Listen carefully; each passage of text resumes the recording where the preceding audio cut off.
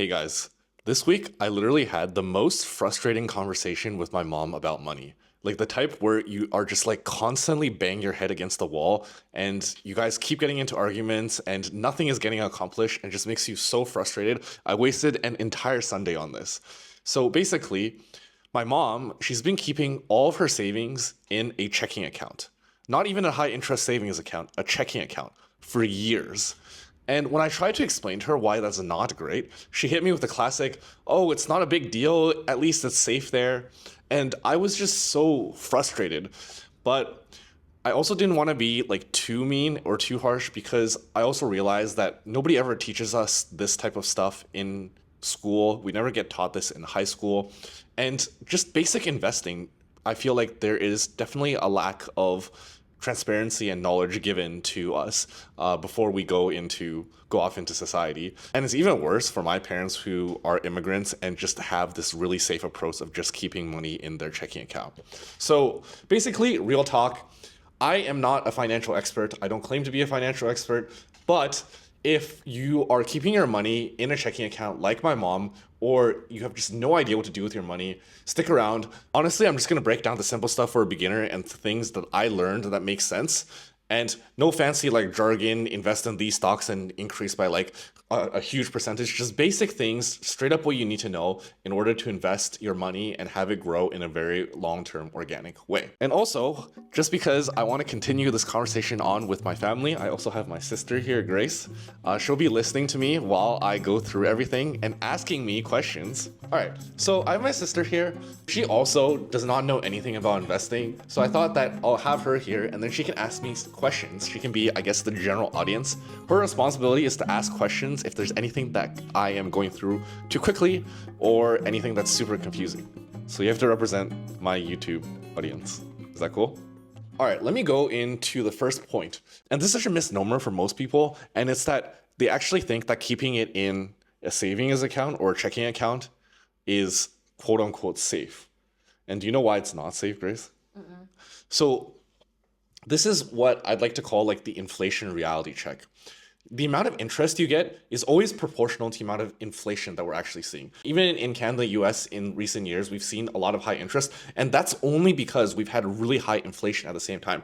Generally speaking, the amount of interest that you get in these high interest savings accounts is always going to be lower than inflation. So for example, if you have $100 and inflation is 6% every single year, meaning every single year, the value of your money goes down by 6% because you have less purchasing power, and your high interest account is only giving you 4%, you're basically losing money every single year. Does that make sense? Do you have any questions so far? Okay, so like basically this is a guarantee. I feel like this concept for my mom is just so hard to understand. Like you are basically guaranteed to lose money if you have your money in a high interest savings account just purely due to inflation. And we're not even talking about if there's like an economic downturn or for example, the Canadian dollar is like not doing so well recently. It's not safe because there is inflation and because you were susceptible to a lot of economic factors that could impact your currency. Now, US dollar is pretty stable, but for Canada, we're down to 77 cents or I think 70 cents per US dollar. It used to be 1-to-1 back in like the 2010s, but then now it's gone down significantly. I feel like it's just like a misnomer for most beginners because they think their money is safe in a savings account. Yes, it is risk-free safe. You'll always have it, but inflation guarantees that money is always going to go down. You don't even have to believe me in terms of inflation. You can just look at the groceries and see how much it's changed over the past 10 years. For me, a McDonald's Junior Chicken when I was in high school was $1.46. Now it's almost $3. So not only is there just like inflation in general, but you can just see from your purchasing power that the amount of money is just going down significantly. The good thing about this is that Canada and the US, they have investment vehicles for you to actually do something with your money that's actually relatively safe. And basically there's like 3 accounts for both Canada and the US that you guys can use to make investments. The first one, which you should always use first, is your tax-free savings account. And I think the US equivalent is the Roth IRA. And it's pretty self-explanatory. Basically, anything that you earn from investments here is completely tax-free. Now, there are some caveats, which is I think in Canada, at least, starting from 18 is when you first get contribution room for your tax-free savings account. So back when I was 18, I think it was like $6,000 per year. And then the amount is determined, I think the government determines it. I don't know how the number is provided every single year, but this year it's $7,000. So for my sister, who's 19, it was $6,500 when she was 18, and then $7,000 when she was 19. And the great thing about this, like I mentioned, is if you ever earn anything through investments, you usually have to pay income tax as if it, or capital gains tax as if it was something was because you're essentially earning income. But with a tax-free savings account or with a Roth IRA, forever everything is tax-free. Does that make sense? Mm-hmm. Now, the one caveat I was actually helping my sister with her TFSA. The one caveat is that if it is in the account, you can actually not take it out. And if you do take it out, you can't put it back in for that specific year. But then the year after, you can put that back into your TFSA. So there are some rules and regulations with regards to when you can put the money in, as well as your contribution room. But it's pretty simple to understand. And I will also list it on this video here for the basic rules and also link it below. Cool. So if you have enough money for your TFSA and it's maxed out, the next thing is RSP, your Registered Retirement Savings Plan. Now for US viewers, this works typically like a traditional 401k or IRA. So there's a couple things I want to mention for RSP. RSP contribution room depends on your income. So for example, my sister, who really didn't work that much, her contribution room was like $200, whereas for me, it was like significantly higher because I was a software engineer last year. And they always determine your contribution room for the next year based on your previous year's salary.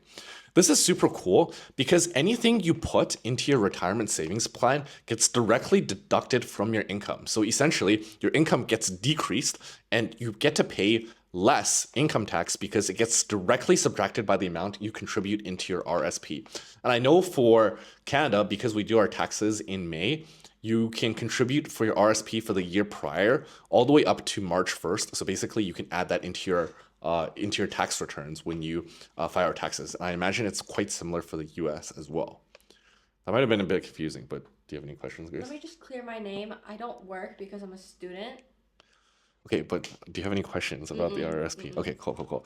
All right, so that's one thing. The whole idea with this is that it doesn't work like a TFSA where you don't pay capital gains for like any of the stock increases or investments that you make.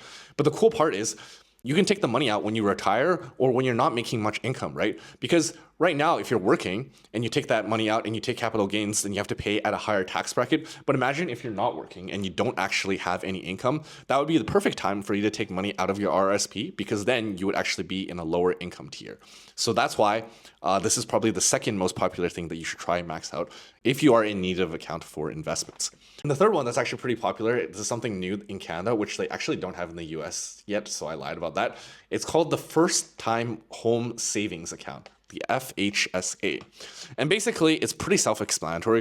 This is a brand new account where most people probably don't even know about it yet. And essentially, you can put upwards of $6,000 for up to 8 years. So the maximum amount is $40,000 and it's completely tax-free. Anything you earn there is completely tax-free. There's just one basic rule, which is when you buy your first primary residence, that's when you can take that money out from your first time home savings account and it will be completely tax-free, anything you earn during that time. I also think that there is a year limit that you can only have the account for maximum 20 years after you open it. But as long as you take the money out during this time, for the purchase of a primary residence, it is completely tax-free. Wait, how is it $40,000 if it's $6,000 over 8 years? Oh, that's a good point. Okay, my math is probably wrong. Maybe it's $5,000 per year. Okay, let me search this up. FHSA. $5,000 Thank you. would make sense. FHSA max contribution. Let me Google this. Thank you. I appreciate it. This is a software engineer. Oh, $8,000 per year up to a total of $40,000. So it's $8,000 and you can contribute, what is that, 5 years? 5 years, right? Yeah, 5 years. 5 years. I can do math. Okay. You contribute for 5 years, so you max it out at $40,000 and then you can take it out whenever you buy your first home. This is better than a savings account because you can invest it. And let me go into the main ways that you can invest as a beginner to make it really safe and really easy. So, the first type is called ETFs, or sometimes they call it index funds, or ETF stands for exchange traded funds. And basically, they're essentially the same thing. You can kind of imagine it as like a suggested Spotify playlist of like a bunch of music or whatnot. Essentially, it just puts a bunch of stocks together and you invest and distribute your money into a whole bunch of these stocks. Like, for example, some of the popular ones like VEQT or VFV in Canada, they're from Vanguard and whatnot. And basically, they just invest into the S&P 500. And the S&P 500 are the top 500 publicly traded US companies, like, for example, Apple, Google, the tech stocks, or some of the oil and gas companies. And essentially, those are the top 500 companies currently being publicly traded. And the reason why it's super safe is because, again, you don't have your money in one specific stock. Essentially, these ETFs or these managed index funds, they just put it and distribute it across the top 500 companies. Now, there are some index funds that have, heavy on the tech stock side. There are some index funds that are heavy on, for example, oil and gas or like natural resources. And that's where you can pick and choose depending on what you prefer. But again, it is supposed to be well distributed and the fees are super cheap. Now, that's the first type. The second type is called mutual funds, and it's something that banks love to sell. And essentially, it's the exact same thing. Basically, a banking agent, when somebody goes to the bank, they're like, oh, we can put your money into mutual funds. And they're doing the exact same thing. Depending on whatever you want, they distribute it into as many stocks, the top 500, maybe top 500 stocks, or they try to distribute it into an evenly balanced portfolio. But here's the secret. They actually don't know more than what you invest into an ETF or an index fund. But the huge caveat is this. They charge you 2 to 3% every year. Now, if you don't get profits for that year, they still charge you 2 to 3%. If you do get profits for that year, they do charge you 2 to 3% as well. Actually, don't quote me on that. I don't know the exact percentage that they get, but I do know that the percentage is around like 2 to 3%. And that's terrible. Think about like if you invested in 10K and then you made like 6%, they're taking half of that. They're taking like 2 to 3%. And I have this like fundamental belief that I don't care what profession it is. I hate when there's like agent fees where they take a percentage. Like you can come and take a commission, but it's like if I invest $1 million, you're doing the same amount of work versus if I'm putting in $10,000. You should not be taking a percentage, and that's what they do. I guess you can make an argument that it's not as bad as putting into a savings account, because in a savings account you're guaranteed to lose money because of inflation. So at least for mutual funds in general, like it will still increase in the long term. But again, for me, if you know just like basic how to like put money into like ETFs and whatnot, then you can really skip that agent step and just do it yourself.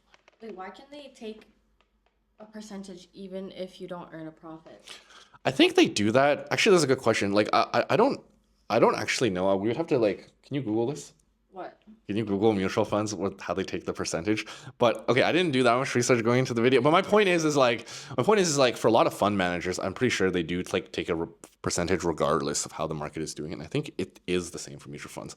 But we can fact check that and put it on the screen right here. My point is that a lot of people think it's risky to invest in the stock market, but again, your risk is super mitigated because you're distributed across the S&P 500. And I guess I'm going to put this on the screen as well, but here are some of the key points about the S&P 500 long-term stability. The historical, and this is pretty important, Grace, the historical average return of the S&P 500 is about 10% per year. So about 7% after inflation. Cool. So so over the long term, it's going to be 10% per year. Here are some key statistics. If you have your money in the long term, nobody's ever lost money by keeping their money over a 20-year period. It includes recovery from major crashes. It represents the 500 top America's largest companies across different sectors. And the reason why it's super safe in the long term is because you're investing in the entire economy, not individual stocks. Companies that perform poorly get removed from the index and new companies come into the top 500. There's natural diversification. And even if you still think that there's short-term volatility, for example, during COVID, during 2008, during the Great Depression, it goes down.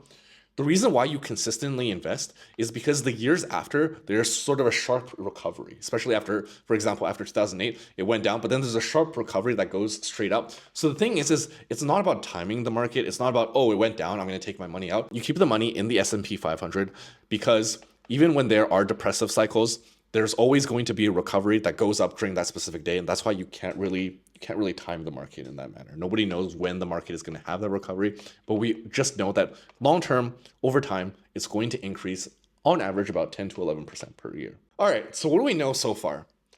It doesn't matter how good of a high interest savings account you're in. it is always going to be below inflation. So you're always going to be negative about 1.5 to 2% per year. Now, if you're like my mom, which is even worse, which is in a checking account, which is only getting like what, 0.5% per year, it's going down so much. You're guaranteed, it's supposedly safe, but you're guaranteed to lose money. And here is a basic example, just so I can just give you some raw numbers of this. And this has actually made me so frustrated when I just did like the calculation. Sometimes I use this thing called Portfolio, which just gives the visualization. But I also asked, I just asked Claude to just run the numbers for me. It might be cooler if I could show you I'll show you guys the Portfolio visualizer here in the video, but just to give you guys a general idea. All right. If you, from 2014 to 2024, in the past 10 years, if you put 100K into a high interest savings account, compound interest 2%, after 10 years, it would be at 122,000, which is still below inflation. Mm-hmm.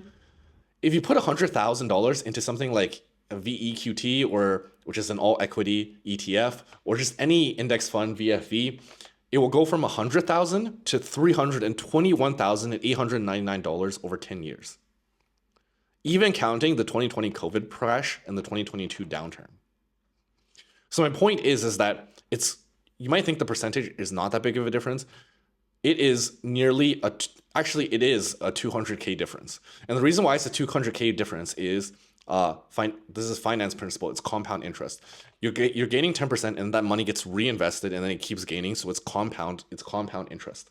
Wait, is inflation always higher, like the percentage is bigger than the interest? I think for the most part it is. Like even for our accounts, like when the inflation goes down your interest rate for your like accounts goes down as well. Like for example, I use Wealthsimple, and when the inflation was super high, I was getting like maybe like 5% for the cash account for high interest. But then as soon as the inflation goes down, it's because inflation is also dependent on, actually it's not one-to-one correlated. For the government, they decide what the interest rate is. Basically, if the inflation is super high, typically what happens is that what the government sometimes will do is they'll make the interest really high as well to prevent spending, because the inflation is so high, right? Mm. So they try to prevent spending by making the interest rate super high. So that's why you get like a better interest rate. And typically when the inflation goes down, they can also make the interest rate go down. So then you also get less interest. Macroeconomics. Yeah, macroeconomics. I'm not a financial expert, but basically that's kind of how it works.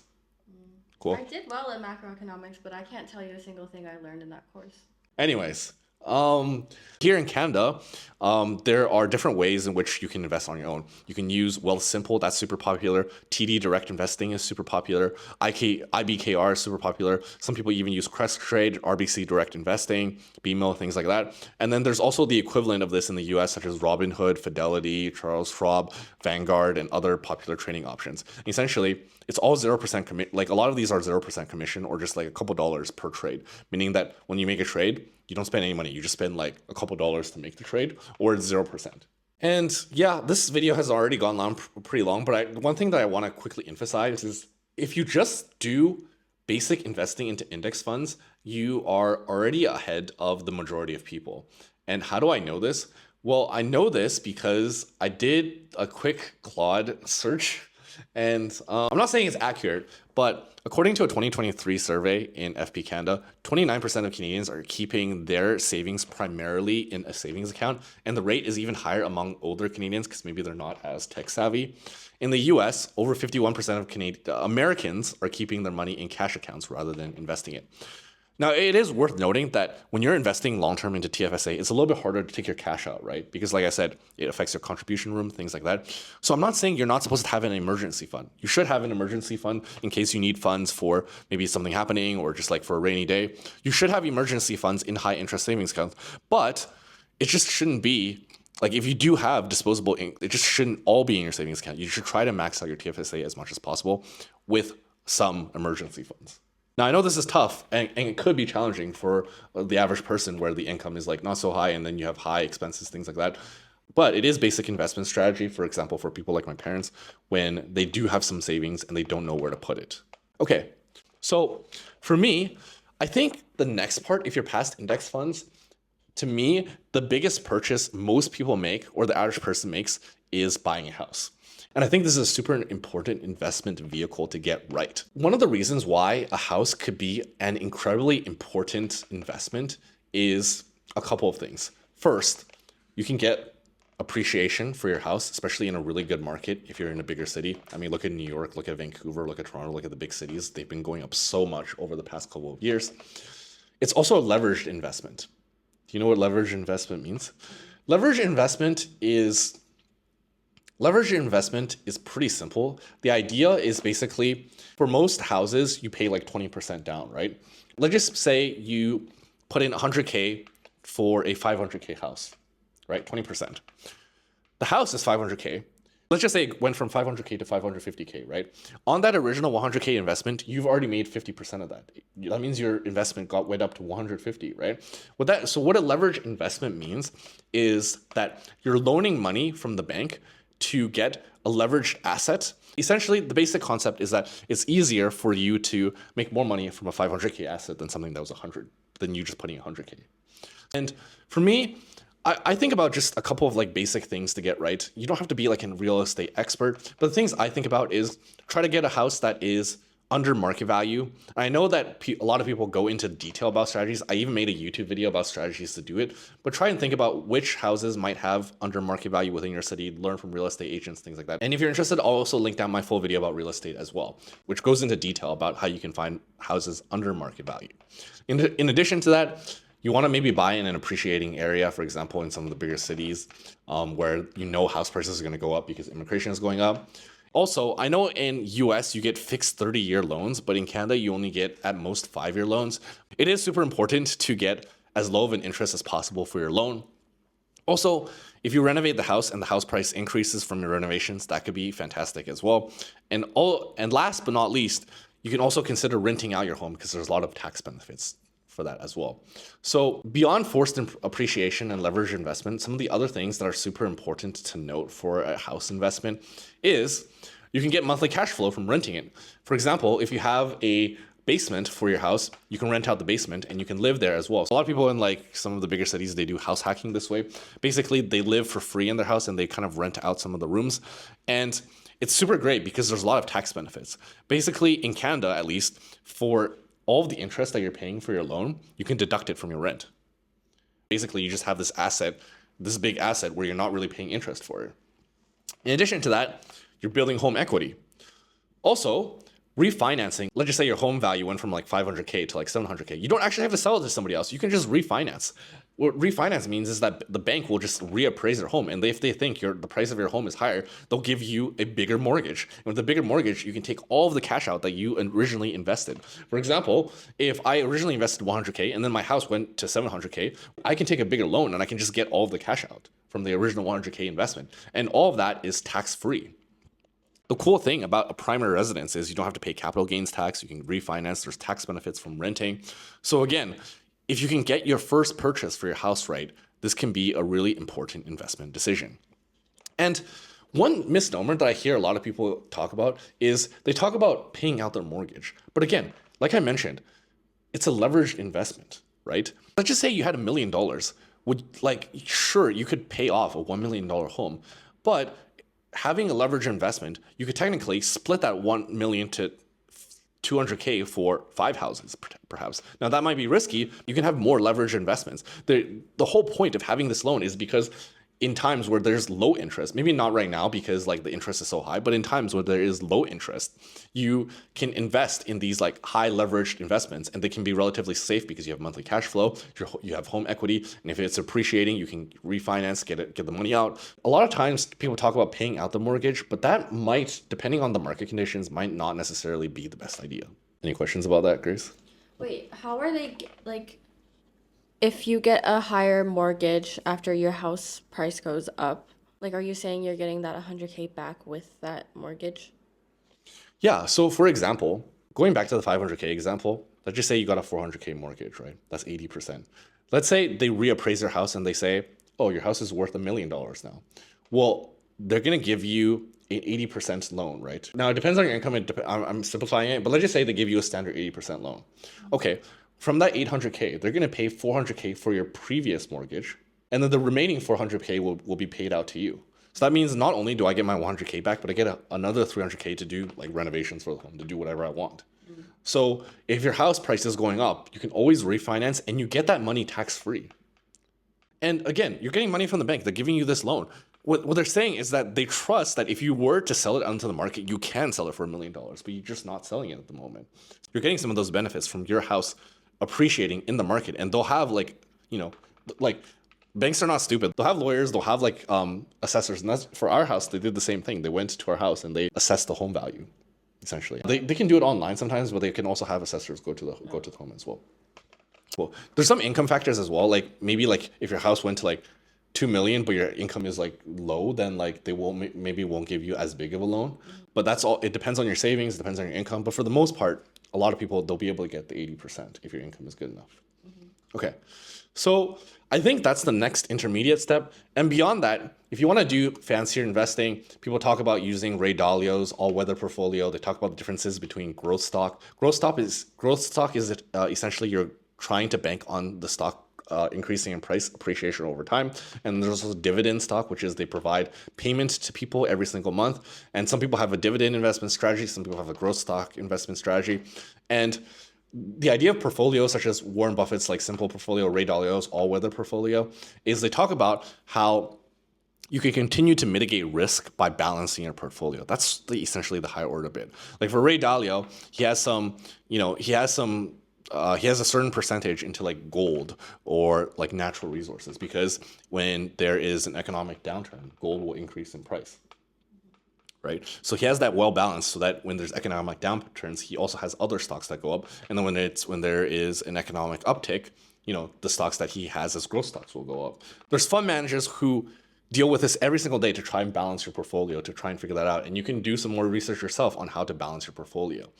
Warren Buffett's is super simple. It's like I think his is just like mostly like ETFs and whatnot, and then maybe like 10% into like gold or 5%. I don't even think he has anything in his gold for his portfolio, but I'll link that down below as well.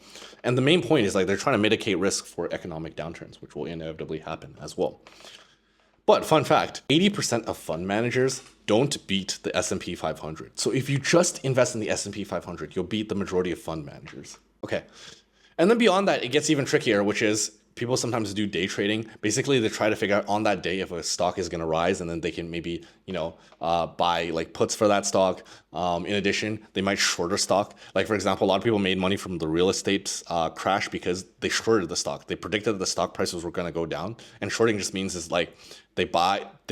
shorting just means that they think the stock is going down. If it goes down, then they make money from that, essentially. You can also do like fancy things like a collar where you have like puts and options, and it protects you if the price goes down. You have protection from that. And a classic example is for Mark Cuban. Basically, he had puts and options to protect himself for his Yahoo stocks. That when the whole tech sector crashed during that time, he was able to protect himself and still cash out on his stock. So that goes into sort of the more complicated details. And this video has gone along for way too long. I'm maybe going to cut it down a little bit. And if you are interested in a part 2 about sort of the more advanced like day trading, mitigating risk with like portfolios, things like that, I'll make a part 2 as well. But I made this video specifically to show my family and for my parents to watch, just because I was just so frustrated that day, because it felt like I was just talking to a wall. If you also have family who are in this position, and if you are also in this position, I hope this was super helpful, and happy investing. Hopefully this will help you in your journey for financial freedom. Cheers, guys. Oh, Grace, do you have any other questions before we end off the video?